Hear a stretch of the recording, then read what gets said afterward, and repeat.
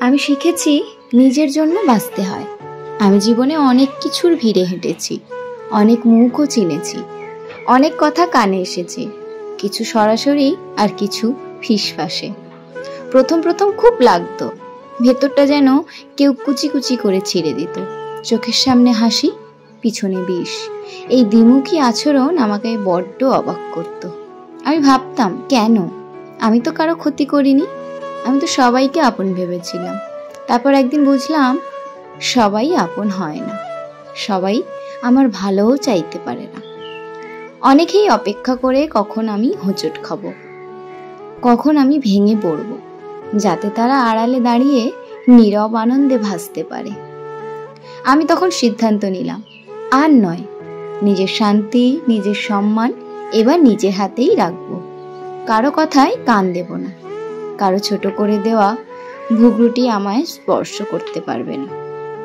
যখন কেউ বলছে তুমি পারবে না, আমি আর পাল্টা জবাব দিইনি, শুধু মন খুলে হেসেছি। কারণ আমি জানি তারা আমার গল্পের লেখক নয়, আমার গল্প আমি নিজেই লিখব। আমার ব্যর্থতারও মালিক আমি, আর আমার সাফল্যের মালিকও আমি। আমি শিখেছি সব প্রশ্নের উত্তর দিতে নেই, সব অপমানের প্রতিবাদও করতে নেই।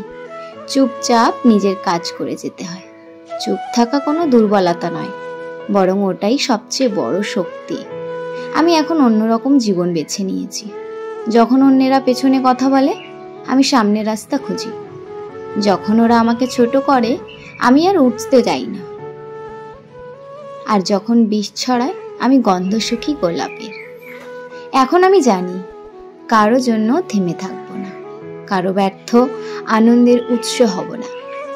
আমি এখন সময় বের করি নিজের জন্য।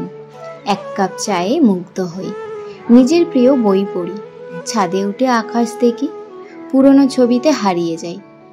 আমি বাঁচি নিজের জন্য। আমি শিখেছি, কিছু সম্পর্ক ছেড়ে দিলে জীবন অনেক হালকা হয়। কিছু তিক্ততা মন থেকে মুছে দিলে নিঃশ্বাস গভীর হয়।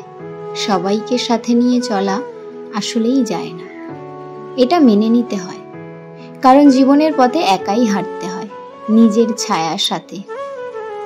আজ আমি কৃতজ্ঞ সেই সব আঘাতের জন্য যা আমাকে ভেঙে না দিয়ে গড়ে তুলেছে, সেই সব একাকিত্বের জন্য যা আমায় নিজেকে ভালোবাসতে শিখিয়েছে।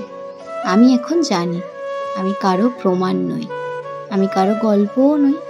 আমি নিজের গল্প, নিজের সৃষ্টি, নিজের শক্তি।